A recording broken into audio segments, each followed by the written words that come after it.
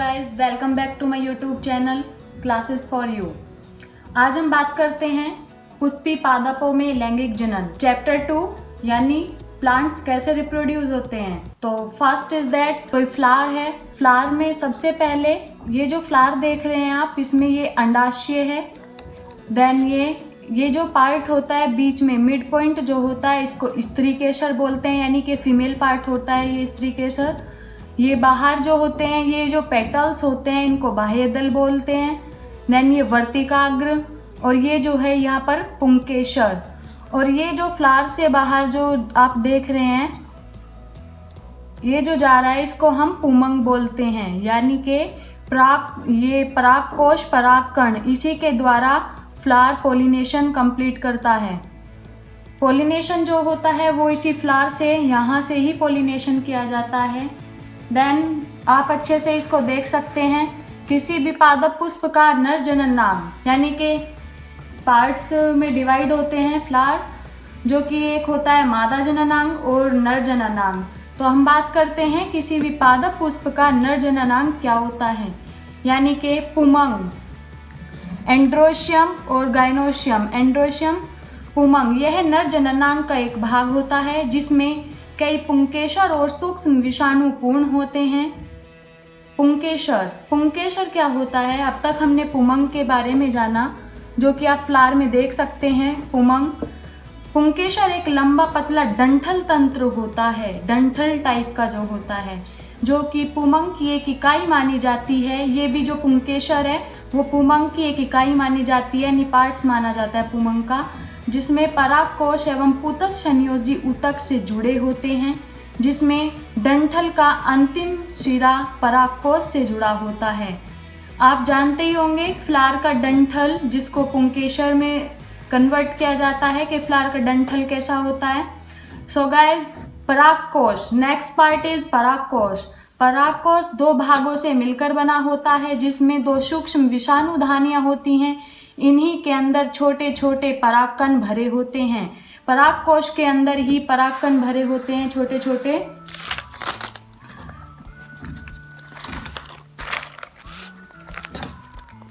परागकण नर युग्मक का महत्वपूर्ण भाग होता है, जिसे नर युग्मोद्भिद कहा जाता है। ये दो प्रकार के होते हैं। ये जो हमारे फ्लावर में परागकण, परागकोश या स्त्री केसर, इन सब की बातें करते हैं। देन परागकोश में अभी हमने आपको बताया कि इनमें एक नर युग्मोद्भिद होता है। ये भी दो प्रकार के होते हैं नर युग्मोद्भिद। फर्स्ट इज दैट, एक भाग को नर युग्मक केंद्रक कहते हैं, तथा दूसरा भाग जिसको क्या कहा जाता है, नली केंद्रक कहा जाता है। नली केंद्रक का कार्य पराग नली को विकसित करने के लिए किया जाता है।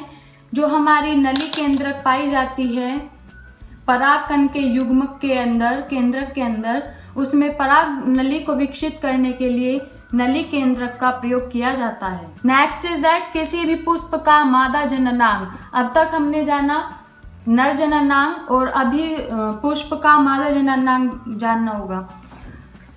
फ्लावर का ये मेल रिप्रोडक्शन सिस्टम है, जो कि आप अच्छे से डायग्राम सर्च करके देख सकते हैं पीडीएफ में। परागकोश नली, जो कि ये पराग नली, यहाँ पर आप देख सकते हैं ये विभाग और बीजांड का है। इसके अंदर ये छोटे छोटे छोटे बीजांड है। और ये भ्रूणकोश, यहाँ से देख सकते हैं आप, ये भ्रूणकोश है। यहाँ पर नर युग्मक होते हैं, यानी मेल के जो गैमेट्स होते हैं, यहाँ पर ये भ्रूण के अंदर प्रेजेंट होते हैं। ये अंडाशय भित्ति है। ये जो ऐसे जो लाइन जा रही है टोटल, ये आपकी अंडाशय है, जिसको अंडाशय भित्ति बोला जाता है। नेक्स्ट इज, ये बाह्यदल है, बिल्कुल।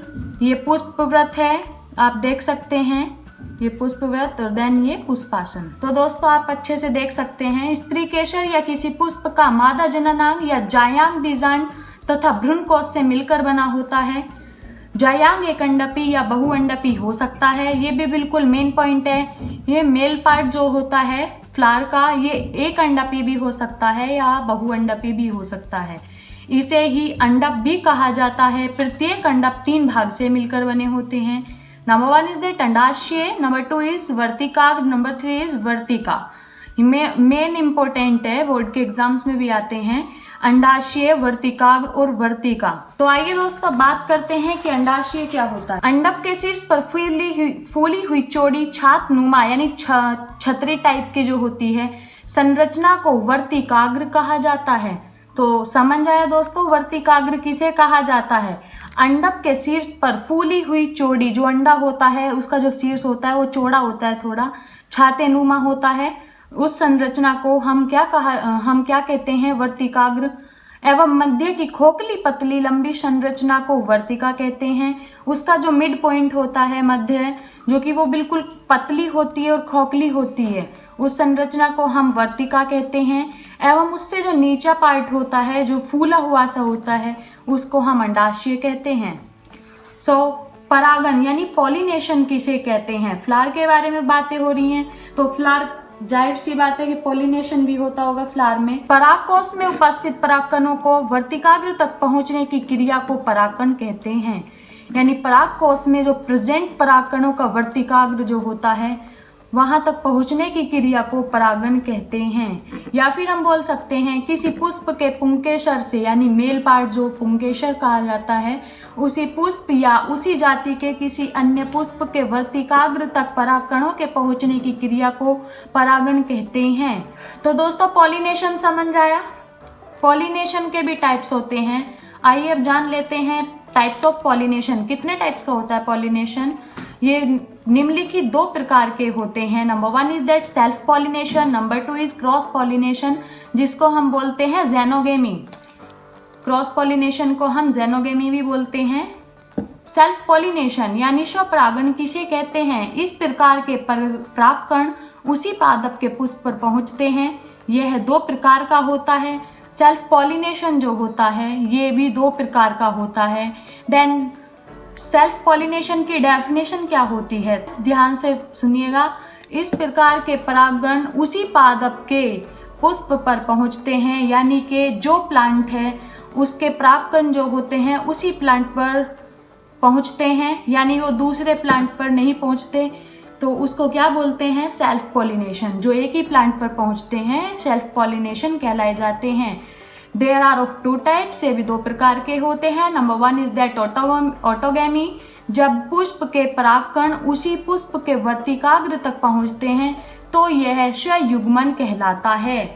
यानी कि जब पुष्प के परागकण पुष्प के वर्तिकाग्र तक पहुंच जाते हैं तो यह ऑटोगैमी कहलाते हैं। नंबर 2 इज सजात पुष्पी परागकण, जब पुष्प के परागकण उसी पुष्प के वर्तिकाग्र तक पहुंचते हैं तो यह स्वयुग्मन कहलाता है। स्वपरागन की युक्तियां कितनी होती हैं, क्या क्या होती हैं?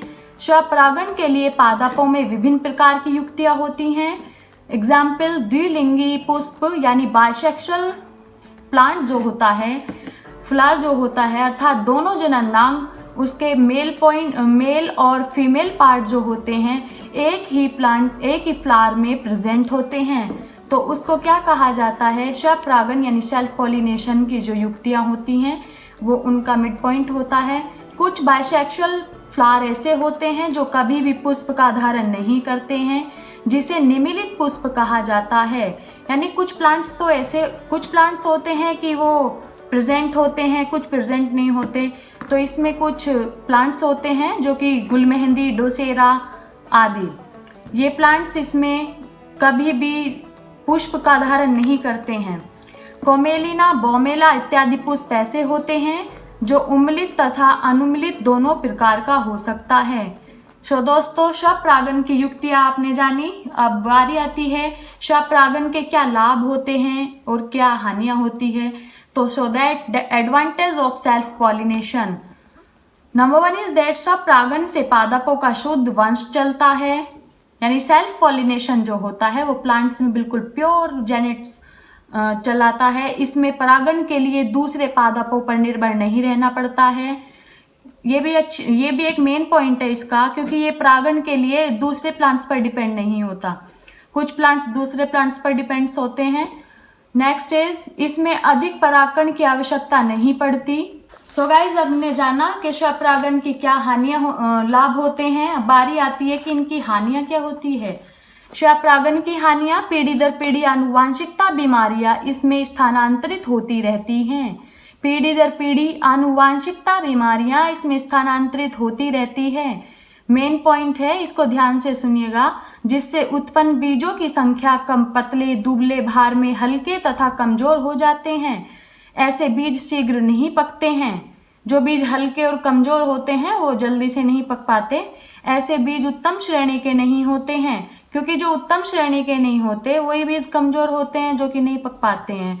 उससे भी बहुत ज़्यादा डिसएडवांटेजेस होती हैं। थैंक यू दोस्तों, आज की इस वीडियो में इतना ही। अगली वीडियो के साथ मिलते हैं आपको। नमस्कार दोस्तों।